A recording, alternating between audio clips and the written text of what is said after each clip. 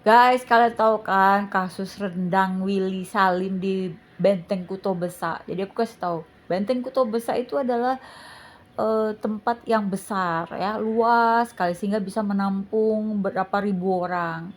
Nah, untuk acara sebesar itu Willy Salim bikinlah rendang 200 kilo apa 400 kilo kata dia. Nggak jelas informasinya, ada yang bilang 200, ada yang bilang 400 tanpa izin dari dinas terkait. Satu, udah menyalahin, izin nggak ada. Kedua, Willy Salim tuh bikin sepertinya diduga bikin settingan untuk menjebak eh, di sana. Jadi bayangin guys, dari sekian puluh makanan yang dia pilih, justru rendang. Rendang itu kan kalau dibikin kan lama dan ratusan kilo. Dia nggak pakai api kecil sehingga si rendangnya nggak mateng-mateng guys. Dan itu sudah 4 jam dimasak belum mateng juga. Mungkin dia sudah tahu ini bakal begini sehingga dia pura-pura lah pamit ke toilet. Ternyata bukan ke toilet, tapi ke dalam mobil dia. Nunggulah dia di situ kasih instruksi itu rendang boleh diambil. Jadi orang-orang pada ngambil gitu, dan pada saat ngambil itu tidak ada satupun video. Ini juga mencurigakan. Justru harusnya pada saat rame-rame ngambil itu yang harus divideoin, bener nggak? Coba kalian pikir. Berikutnya dia ini nggak menguasai Medan ya, dia nggak tahu kalau kalau di Palembang itu, kalian pikir aja gini, tipe-tipe orang kayak gimana sih yang mau datang ke BKB pada saat bulan puasa, nggak sholat tarawih, ya kan, nungguin rendang. Nah, kalau orang-orang yang berpendidikan tinggi, yang banyak gawe yang lain yang lebih penting, nggak bakalan mau guys ke BKB cuma buat nungguin rendangnya si Willy. Otomatis yang makan rendang Willy itu adalah orang-orang kelas bawah, betul nggak? Nah, kelas-kelas bawah tuh kayak gimana tipenya?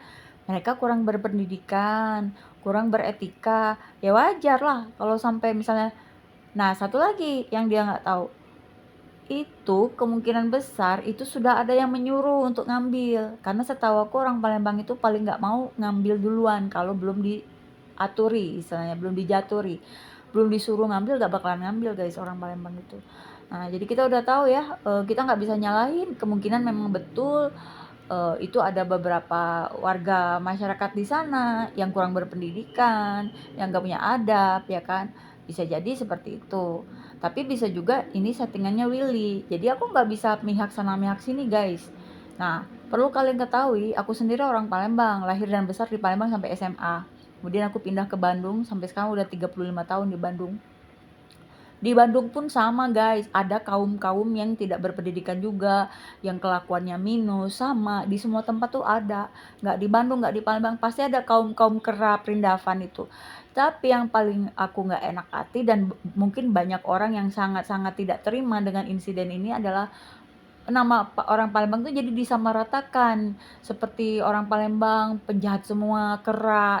Kami disebutnya kera, kera perindavan lah, hama lah. Nah, terima nggak kalian kalau kalian sudah jadi orang Palembang selama ini bermartabat, baik-baik aja, berpendidikan tinggi, nggak pernah ngambil hak orang lain, terus dikatain semena-mena seperti itu.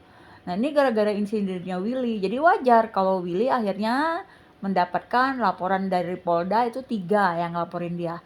LSM berapa orang ya? Laporin kamu sekarang ya Willy, jadi siap-siap kamu masuk penjara nanti. Ya, karena gini guys, kita nggak semua orang Palembang itu jahat, nggak semua orang Palembang seperti yang orang-orang di BKB, ya. Banyak dari kami yang orang-orang yang sangat menjaga martabat. Salah satu kebiasaan kami orang Palembang itu, makan nggak boleh ngambil sebelum kamu dipersilahkan. Setelah dipersilahkan pun, kamu nggak boleh ngabisin semua makanan. Jadi kalau ada tamu ya, tamu nih datang ke rumah kami sajikan pempek sepiring-sepiring gitu ya, itu pasti disisain satu guys. Itulah adabnya orang Palembang ya. Kalau di Bandung beda lagi. Di Bandung nih kulturnya beda lagi. Kalau sudah habis makan kenyang di rumah orang, bawa bungkus lagi dia, dihabisin semua itu yang di rumah tuan rumah itu. Ya jadi beda budaya, beda-beda, dan tidak ada yang salah dengan kedua budaya ini. Masing-masing punya budaya masing-masing kan gitu, dan intinya itu saling menghormati aja gitu loh, saling menghormati. Kalian pikir kalau di Bandung itu nggak ada orang yang kasar? Oh, depan rumahku tuh orangnya kasar guys gitu, orang Sunda itu ya. Itu satu pohon manggaku tuh dihabisin semua sama dia gitu loh. Nah, Ya kan kasar, buang berangkal ke rumahku, nggak ngomong, nggak izin lagi guys gitu, sampai aku nggak bisa parkir dalam rumahku sendiri. Itu orang Sunda. Nah, jadi jangan samakan orang Sunda semua baik, semua manis, semua lembut, semua enggak. Aku ketemu Sunda-Sunda Perindavan, aku ketemu. Nah, kalau kalian ngomongin Palembang sama, Palembang juga gitu. Ada Palembang yang baik, ada Palembang yang jahat, sama aja di mana-mana. Orang Pakasar, orang Padang semua sama sekarang itu. Jadi lihatlah dua manusia dari dua sisi, nggak bisa kalian samain semua. Nah ini yang bikin kami tersinggung sebagai orang Palembang itu adalah nama kami jadi rusak semua. Padahal ya yang ngambil-ngambil di BKB itu belum tentu orang Palembang juga guys gitu loh. Bisa jadi itu ada orang Bataknya, ada orang Jawanya, ada orang Padangnya. Karena Palembang itu kan adalah kota besar yang melting pot, di mana semua suku itu welcome tinggal di sana dan kami rukun-rukun aja sama orang Padang baik, sama orang Cina baik, sama orang Jawa, semua akulturasinya bagus gitu loh. Nah, gara-gara kayak gini ya, gara-gara insiden kayak gini.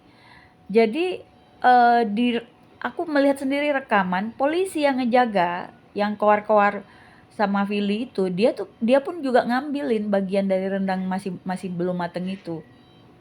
Nah, dan, lucunya kalau Willy permisi ke toilet tapi ternyata ke mobil itu juga sudah aneh ya nggak?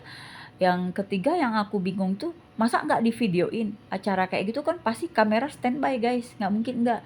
Kenapa pada saat berebutan misalnya anggaplah, berebutan kayak gitu, kok nggak ada videonya? Aneh juga kan? Harusnya divideoin semuanya, standby itu kamera. Nah ini menurut aku sih settingan memang, gitu loh. Dan bagi kalian ya, orang-orang di Palembang, aku nggak bilang orang Palembang aja ya, karena belum tentu itu orang Palembang semua. Bagi kalian yang ada di Palembang, yang kurang-kurang kerjaan di musim Ramadan, ngapain kalian nungguin rendang orang, kayak orang miskin aja kalian tuh gitu. Nggak usah datang lagi kalau ada acara-acara kayak gitu. Jangan bikin malu semua orang Palembang jadi malu gara-gara perbuatan kalian gitu loh. Ya, besok-besok jagalah martabat. Ya, cuma rendang sepotong dua potong kalian jadi dicaci maki. Ya, merendahkan kami semua orang Palembang yang baik-baik ini gitu loh. Jadi lebih baik kalian gak usah datang lah acara-acara kayak gitu. Beli aja rendang di pagi sore. Rendang pagi sore itu paling enak, paling mahal. Ya, itu rendang elit ya. Itu asalnya dari kota Palembang guys. Orang Palembang tuh paling hobi makan kalau kalian mau tahu. Budaya kami itu adalah memanjakan orang dengan makanan. Bahasa kasih kami itu memberi, memberi dengan tulus. Jadi kalau kalian dapat dari orang Palembang makanan atau apa, ambil aja karena mereka nggak ada udang di balik batu. Kalau di Bandung ini kita ngasih, kita dikasih tuh pasti sesuatu dia minta, suatu saat dia minta balikin gitu loh kayak gitu ya. Kalau di Palembang tuh rata-rata tulus orangnya ya. Nah ini budaya-budaya kalian ini, orang Palembang tuh ada yang sangat lembut, tidak semuanya kasar, tapi yang jadi satu hal yang paling umum rata di Palembang itu harga diri. Orang Palembang tuh harga diri harga mati guys, nggak bisa kesenggol harga dirinya. Kalau kamu bisa bertingkah semena-mena, dihabisin bener sama orang Palembang gitu loh. Ya jangan macam-macam sama orang Palembang, asli beneran aku ngasih tahu aja, peringatannya ya buat semua gitu loh. Kita paling baik orangnya, paling paling paling generous, paling murah hati kalau ngasih apa-apa, tapi jangan semena-mena, jangan neken-neken sama kita, jangan nyoba-nyoba. Kalau lo nyoba-nyoba, lo macem-macem sama kita habisin sekalian.